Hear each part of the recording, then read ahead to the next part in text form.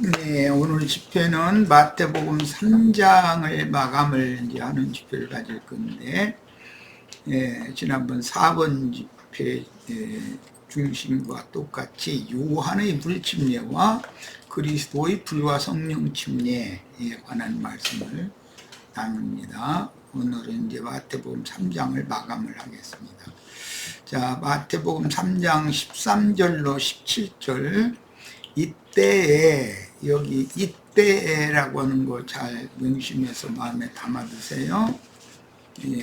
예수께서 갈릴리로부터 요단강에 이르러 요한에게 세례를 받으려 하시니, 요한이 말려 이르되 내가 당신에게서 세례를 받아야 할 터인데 당신이 내게로 오시나이까.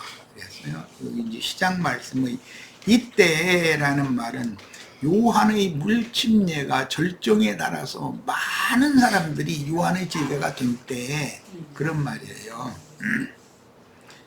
그때까지 예수님은 나사렛 마을에서 사시면서 자신의 때를 기다렸었던 것이에요. 그러니까 여기 나오는 이때라는 말은 굉장히 중요한 그 때와 시기에 관한 무엇이든지 예수님의 어떤 움직임이나 어떤 그 증거가 전환되는 또 이런 과정에서 어느 때를 지적하는 것은 굉장히 중요한 하나님의 계시가 감춰져 있어요. 요한이 말려 이르되 내가 당신에게서 세례를 받아야 할 터인데 당신이 내게로 오시나이까. 요한은 이상과 계시에 따라서 이걸 알고 있었다는 것이죠. 이미 요한 자신이 예수님한테 가서 가르침을 받고 예수 그리스도의 침례를 받아야 되는 거예요. 그런데 요한은 회개케 하는 물침례를 사역을 계속을 했는데, 이제 전체적인 계시로 보자면 여기 글자대로는 그렇게 돼 있지 않지만 요한의 사역이 맞춰질 때가 됐으니까 3년 반이 채워졌다 그런 말이거든요. 마지막 한 일의 전반부 3년 반이 지금 지나고 후반부 3년 반 예수님의 사역으로 전환되는 때가 이때라는 말이에요. 실제로는 굉장히 중요한 거예요. 그 요한은 자신이 많은 사람들에게 물침례를 줘서 지금 요한의 물침례 사역이 절정에 달한 때거든요. 그러니까 많은 유대인들이 유대교에 실망한 사람들이 다 요한에게 와서 큰 무리, 큰 집단을 지금 이루게 되었다. 그런 뜻도 여기 포함이 되어 있는 거예요. 요한의 침례 사역이 절정에 달한 때, 예수님이 30세가 되어서 사역을 시작할 때가 이르렀을 때, 그런 때예요. 그러면 당연히 요한은 자기 사역을 이제는 끝낼 때가 된 거죠. 자, 이런 말인 거예요. 그래서 이때는 요한의 불침례 사역이 절정에 이르러 큰 무리를 모으고 사람들이 요한을 따를 그때는 세상에 와서 많은 고난으로 온전케 되신 30세의 인자 예수께서 회개한 자들을 천국으로 모실 때가 찬때로서, 그러니까 최후의 주석구는 예수님인 거죠.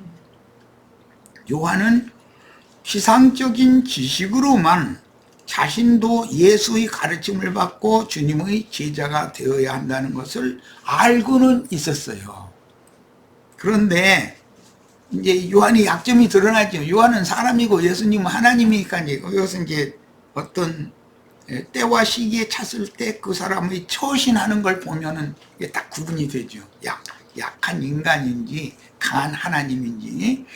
그러나 자기 사역이 절정에 이른 이때는 요한에게는 말이에요, 자기를 따르는 많은 사람들로 인하여 자신도 모르게 또 하나의 종교 집단을 인도하는 종교 지도자, 즉 교주가 되어 사람들에게서 영광을 받는 중이었으므로 때와 기한에 관한 이상이 알고는 있지만 영적 계시가 가려져 있었다. 이게 요한의 약점인 거예요. 요한은 사람이잖아요.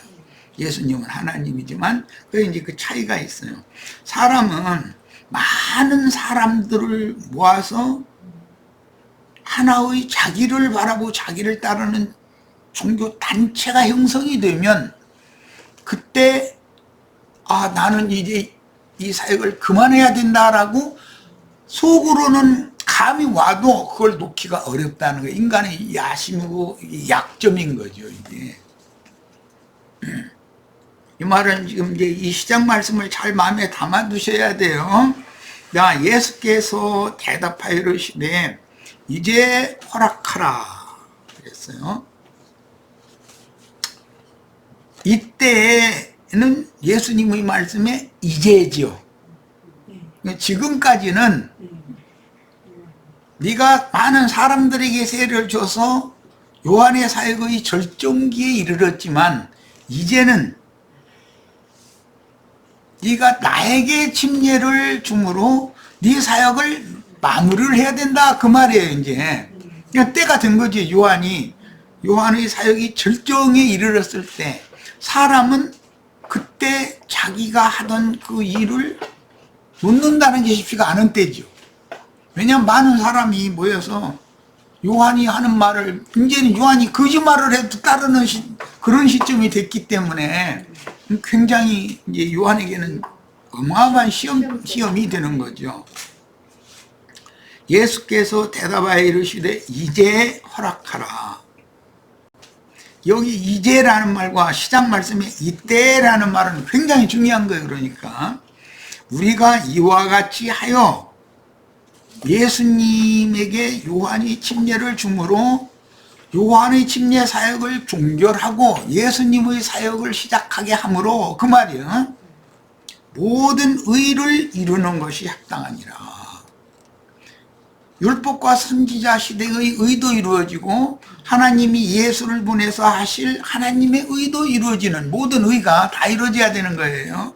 지금 그러니까 하나님의 생각에는 큰 경륜의 전환점이 온 때다 그런 말이에요. 지금 예수님이 요한의 침례를 받으러 왔다는 것은 하시니 이에 요한이 허락하는지라 그러는데 이제 허락하라 하신 주님의 말씀은 이제는 요한의 물침례 사역을 마칠 때가 찼으니 인자 예수께서 그 사역을 행하시도록 예수님은 구원자로서의 사역을 하는 거고 요한은 구원자께 사람들을 중매하는 일을 하는 것이니까 차이가 있는 거죠. 너는 내 사역을 마치라는 뜻이다. 실제로는 너는 네 하던 일을 이제 마쳐라. 이제 이후로는 내가 하나님의 일을 직접 할 거다. 이런 얘기예요. 요한은 인자 예수를 물로 침례함으로 하나님의 모든 의를 이루는 것입니다. 자, 16절입니다. 예수께서 세례를 받으시고 곧 물에서 올라오실새 하늘이 열리고 하나님의 성령이 비둘기같이 내려 자기 위에 임하심을 보더니 이건 지난 두 번 시간에 강조했었던 것처럼 엘리사에게 수리아의 나만 장군이 요단강에 몸을 7번 잠김으로 문둥병을 치료받는 그것이 물침례 사역의 그 근원이 되었다라는 말씀을 드렸어요. 그런데 똑같이 사실은 예수님은 문둥병자가 아니잖아요. 문둥병자를 치료하러 오신 분이지. 그렇죠? 그런데 물침례를 받음으로 문둥병에서 하나님의 저주에서 치료를 받는 것은 그것은 구약시대의 모형과 예표일 뿐이지 실제로는 두 거지이면서 문둥병자들이 나사렛 예수여 우리를 불쌍히 여기소서 할 때 불러가지고 이제 네 병이 나았다. 또 10문둥이를 다 고쳐주시는 이야기. 실제로 문둥병을 고쳐주는 건 예수님의 말씀으로나 고쳐주는 것이지 물침례 종교의식을 행해서 고침을 받는 것은 모형일 뿐이죠. 그럼 물침례라는 건 뭐죠? 예수 그리스도 영과 생명의 말씀을 믿을 때 하나님의 저주에서 벗어나게 된다는 걸 구약 성경에 모형으로 보여준 건데 이제 모형적인 그런 물침례 의식을 이제는 종결할 때가 되었고 예수님이 저주받은 모든 인간들을 고쳐서 저주를 복으로 바꿔주실 때가 왔다 이 말이에요. 시기가 지금 어마어마한 하나님의 경륜의 그 시점이 때와 시기가 전환되는 때가 이르는 거예요. 자, 물에서 올라오실 때 하늘이 열리고 하나님의 성령이 비둘기같이 내려 자기 위에 임하심을 보시더니 하늘이 열린다라는 것은 사실은 육신의 생각이 제거되고 영의 생각이 열린다라는 뜻인 것이고 성령이 비둘기같이 자기 위에 임하심을 받다면 창공 하늘에서 물질적인 하늘에서 뭐 비둘기가 이렇게 내려오고 이런 건 표상적인 얘기인 것이고 실제로는 하나님의 성령의 계시가 사람의 그 열린 영의 생각을 통해서 심령 속으로 하나님의 영이 임한다 지금 그 말인 거예요. 하늘로부터 소리가 있어. 하늘 창공 하늘에서 무슨 소리가 나겠어요. 뭐 비행기가 지나가는 소리가 나겠어요. 뭐 무슨 천둥 치는 소리가 나. 이런 것은 다 뇌성 소리 이런 것들은 다 표상이지 하나님의 진노의 음성에 대한 상징이잖아요. 상징이지 실제로는 하나님은 영이시기 때문에 성령의 말씀이 영의 음성이 사람의 심령에 감동을 준다 그런 뜻이란 말이에요. 이는 내 사랑하는 아들이요 내 기뻐하는 자라 하시니라. 이 말은 하나님께서 인자 예수에게 너는 내 사랑하는 아들이고 내가 기뻐하는 자라고 인을 치는 말씀을 하는 거예요. 이것이 기름 부음이다 그러죠. 구약 성경에는 성령의 임침이다 그래요. 기름 부음을 받으면 왕 제사장 선지자의 사역을 지금부터 시작하는 거예요. 이제 자 이때 예수께서 갈릴리로부터 요단강에 이르러 요한에게 세례를 받으려 하시니 그랬는데 회개를 위한 물침례 사역자 요한의 사역이 절정에 달해 있을 때 우리 형제 자매님들 이 말을 명심해 들으셔야 돼요. 자기의 인기가 최고조에 이르렀을 때 그때가 시험의 때고 그때가 하나님의 일을 위해서 자기는 물러날 때다. 그런데 사람은 약점이 있어서 이때 물러난다는 건 너무너무 어려운 문제라는 거예요. 모든 것이 잘 돼갈 때가 조심할 때죠. 위험한 때예요, 그때가. 그때는 자기는 물러날 때인 거예요. 그러면 주님께서 누구를 세워서 더 큰 일을 하실 때거든요. 그런 말이란 말이에요. 요한은 여기에서 실패했죠. 요한도 실패했는데 여자가 낳은 자 중에 가장 큰 자는 요한이라고 그랬어요. 그런데 그런 훌륭한 사람도 실패를 했는데 우리 같은 사람은 이게 쉽겠냐 이 말이에요. 그래서 이것을 더 질질 끌고 나가면은 낭패가 오죠. 큰 예배당 목사들이 다 이렇게 실패하는 거 우리는 그냥 보고 있잖아요. 그런데도 나에게 만약에 이런 목회 성공이라고 하는 이런 사역의 절정기가 이르렀을 때 그때 딱 놔버린다는 건 이거는 사람으로서는 쉽지 않다. 그런 말이에요. 지금 오늘은 요한복음 3장을 마감을 하는 요한의 물침례와 그리스도의 불과 성령 침례를 마무리하는 말씀을 나누는 거예요. 요한은 이미 계시로는 자기가 알고 있었어요. 나는 너희로 회개케 하기 위하여 물로 침례를 주거니와 많은 사람이 자기에게 몰려왔다고 그랬어요.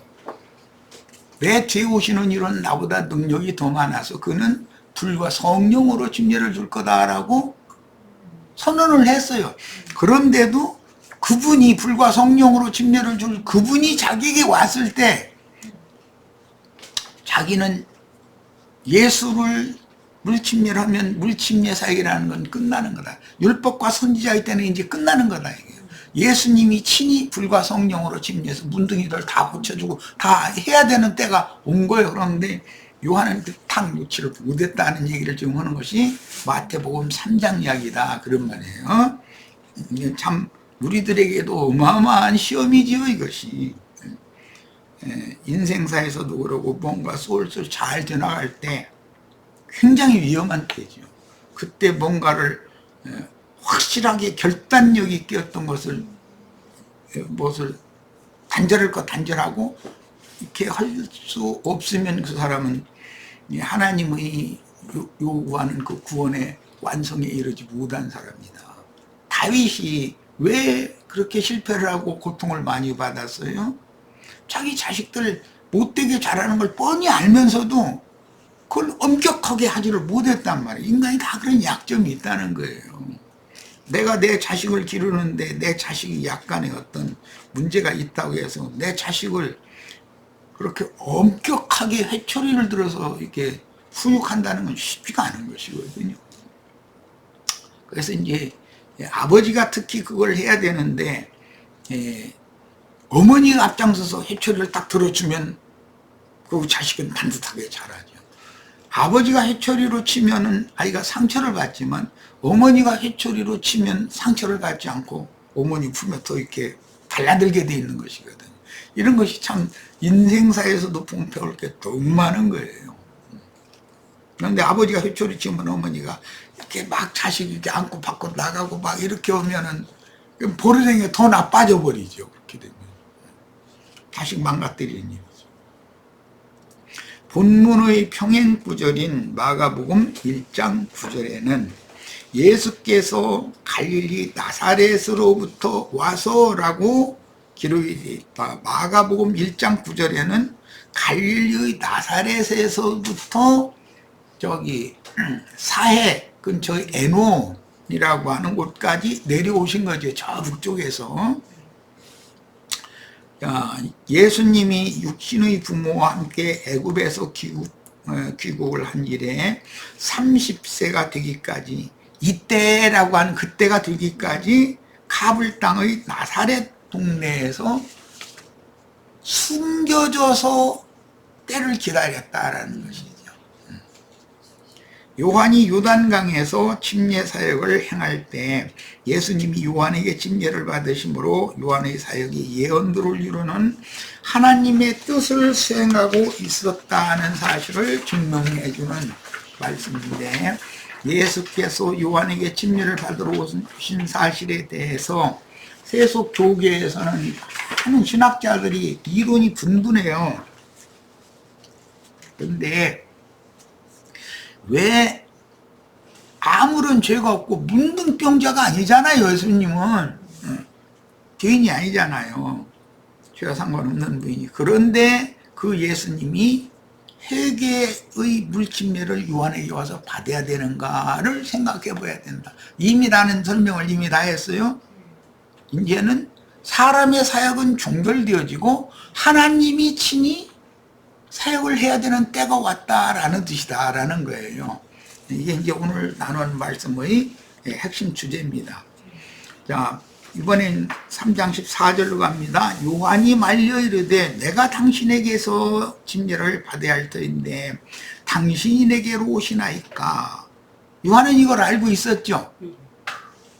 그러면 예수님이 요한에게 침례를 받으면 율법과 선지자의 때, 모세와 엘리야의 때는 끝나는 거예요. 이게 요한은 예수님께 침례를 함으로 자기 사역을 이제 종결해야 된다라는 것을 말하는데, 요한은 그걸 못했다는 거예요. 이 면에서 왜 그럼 어두워졌어? 이렇게 잘 아는 요한인데, 계시로는 성경을 통해서 이런 계시는 다 알고 있잖아요. 그런데 왜 과단성 있게 이렇게 행동에 옮기지 못했을까? 이것은 많은 사람이 자기를 따르면 사람은 눈과 귀가 가려지게 돼 있다. 이 상과 계시를 아는 것과 그 아는 것이 있어도 그것을 실천에 옮긴다는 것은 전혀 다른 문제이다라는 거예요. 이런 약점을 모든 인간은 가지고 있다. 이것은 나에게도 이제 적용되는 얘기고 우리 형제 자매님들 모두에게 적용되는 얘기예요. 예, 침례사역자인 요한은 이미 앞에서 내 뒤에 오시는 이는 나보다 능력이 많아서 그분은 불과 성령으로 침례 주실 것이며 나는 그분의 신발을 들기도 감당할 수 없는 자라고 본인이 밝혔어요. 이게 지식은 있는 거죠. 영적인 지식이 있어요. 그의 모친 엘리사벳에게 친척인 처녀 마리아가 성령으로 말미암아 아이를 잉태하고 출산한 사실이라든지, 동방 박사들이 먼 데서 찾아와서 경배하고 돌아간 사실이라든지, 유대인의 왕이며 유일한 구원자로 보내심을 받은 예수에 대해서 축도했던, 성전에서 생애를 늙은 말년까지 생애를 성전에서 지내던, 기도만 해가면서 지내던 시므온이나 늙은 과부 안나가 아기 예수를 축도한 내용, 이런 내용을 이미 다 요한은 듣고 알고 있었다 이거예요. 자, 그런데 이제 예수께서 대답하여 이르시되 15절 이제 허락하라. 여기 이제라는 말은, 이 말은 때가 찼다 이 말이란 말이에요. 실제로는 이제라는 말은, 이제는 내가 너에게 침례를 받음으로 네 사역을 마칠 때가 된 거다 이 말이란 말이에요. 실제로는. 그런데 예수님인데, 예수님도 요한에게 가서 침례를 자청해서 받았는데 침례의식을 안 해서야 구원을 받겠냐, 이제 이렇게 이걸 해석을 하는 거예요. 오늘날 침례교단 그 교리가 여기서 나온 거거든요. 이게 완전히 오해를 한 거예요. 하나님의 말씀을. 우리가 이와 같이 하여 모든 의를 이루는 것이 합당하니라 라는 말은 율법의 의도 이루고 하나님의 성령의 의도 이루고 모든 의를 이루어야 되는데, 그러려면 요한은 이제 사역을 끝해야 되고, 이제부터는 예수님이 사역을 해서 구원 사역을, 문둥이를 실제로 고치는, 모든 하나님이 저주를 변화해 복이 되게 하는 구원의 일을 예수님이 하게 하는 것이 모든 의를 이루는 거다 이거예요. 율법과 선지자의 때에 의도 이루어져야 되고, 성령께서 예수를 보내서 하시는 의도, 하나님의 의도 이루어져야 되는 거다. 이거 모든 의가 이루어져야 된다는 말이에요. 그러니까 요한이 예수님께 침례하는 것을 허락을 했어요. 이제 이게 침례교단의 교리의 오류를 범하게 하는, 이게 말하자면 함정이요. 침례교단은 봐라, 예수님도 요한한테 와서 물리로 침례를 받았지 않냐. 그런데 항차 인간들이 물침례를 안 받았어야 되겠냐, 이렇게 이것을 해석한다고요. 그러나 성경이 정작 말하고자 하는 것은, 네 사역은 이것으로 끝내고 하나님이 나를 보내신 목적, 이제는 실제로 문둥이를 고치고 수경을 고치고 눈먼 자를 고치고 귀머거리를 고치고 해서 저주받은 자를, 하나님의 저주 아래 있는 자들을 복받은 자로, 또 저주받은 땅에서 축복의 새 땅으로 추수를 할 때가 왔다. 지금 예수님은 이런 걸 말씀하신 건데, 오늘날의 침례 교단들이나 그 당시 요한이 이걸 오해해서 알아들었다 이거예요. 주님의 말씀을. 누가복음 7장 27절로 30절을 인용했는데 봅니다. 기록된 바 보라, 내가 내 사자를 네 앞에 보내노니, 여기 네 앞에는 예수 앞에, 내 사자라는 건 요한을 보내는 걸 예언한 말씀이죠. 그가 네 앞에서, 그가 하는 요한이에요.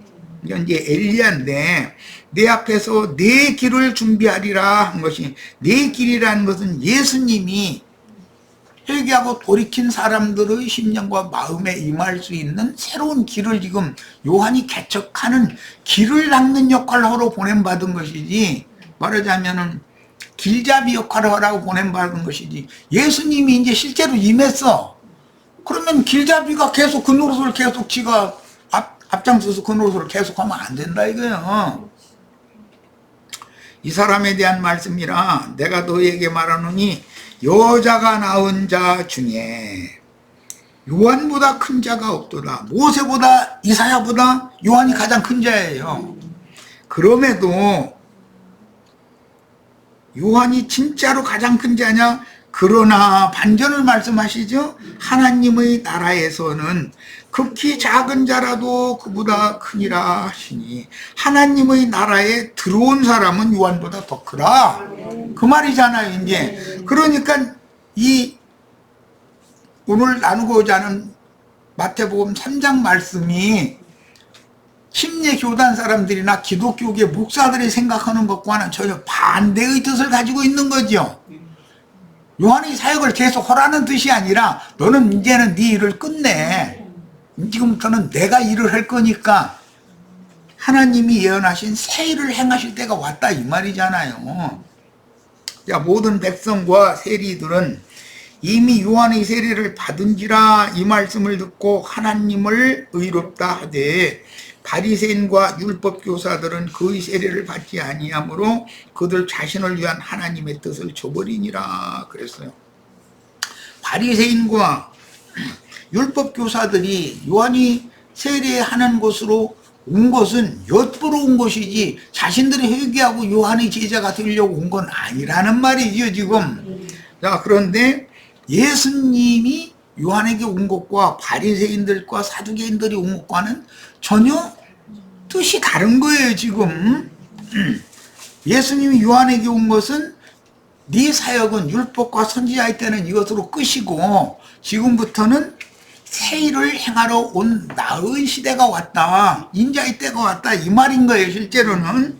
자, 여기에 이제라고 하는 헬라 알티라는 말은 특별한 의미를 암시하는 지금이라는 뜻으로서 아무 때나 예수님이 침례받으러 오면 안 되죠. 하나님의 계시에 따라서 인자 예수가 기름 부음을 받고 새 일을 행할 때가 이르러야, 그 때가 차야 된다, 이 말이에요. 그럼 요한의 침례는 예수를 침례함으로 요한의 사역은 종결되어져야 되는 것이에요.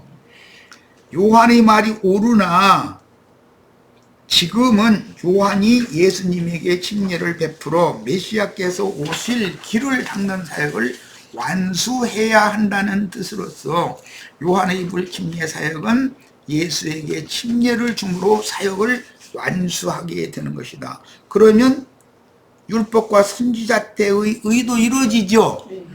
예수님이 지금부터 실제로 문둥이를 고치고 소경을 고치고 기목을 고치고 다 고쳐서 이제 저주를 복으로 바꿔주면 하나님의 영적인 의도 또 이루어지죠.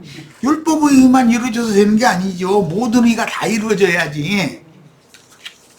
요한의 사역이 온 백성에게 인정받고 바리새인들과 사두개인들이 요한의 사역을 망보로 나온 이제는 유대인의 왕이요 임마누엘이 하나님이신 예수가 하나님의 본체이시면서도 하나님이 보내신 최초의 사도로서 종의 신분으로 죄 있는 육신의 모양을 입고 오셨으니까 천국이 가까이 왔다는 사실을 공표하여 천국으로 사람들을 받아들일 때, 즉 추수할 때가 이르렀다, 그 말이에요. 예수님이 최종 추수꾼이죠. 예수 안으로 들어가는 것이 구원을 얻는 거니까. 자, 이제 허락하라. 우리가 이와 같이 하여 모든 의를 이루는 것이 합당하니라. 지금 이제 이걸 쭉 설명을 했어요.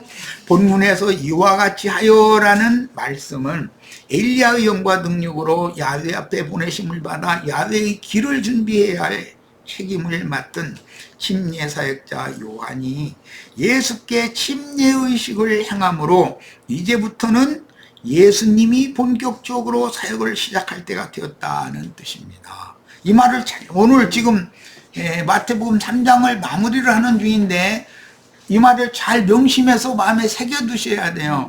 그런데 요한은 사람이고 예수님은 하나님이었기 때문에 하나님은 모든 것을 이기고 초월할 수가 있지만 요한은 인간이라 자기 사역의 절정에 이른 때였었기 때문에 그게 쉽지 않았다는 거예요. 시험대가 됐다는 거예요.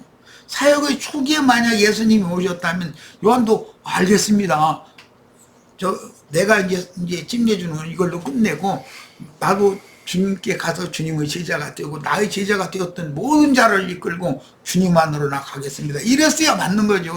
사역의 초기라면 이게 쉽겠지만 사역의 절정이 이래서 3년 넘게 사역을 하다 보니까 이제 많은 인수가 막 구름대같이 몰려가지고 요한을 네가 그 선지자냐 또는 네가 오리라 메시아냐라고 그 그리스도냐라고 이렇게 질문할 정도로, 그러니까 요한이 그렇게 되면은 자기 사역을 그때 딱 놔버린다는 건 이거는 보통 일이 아니라는 거죠.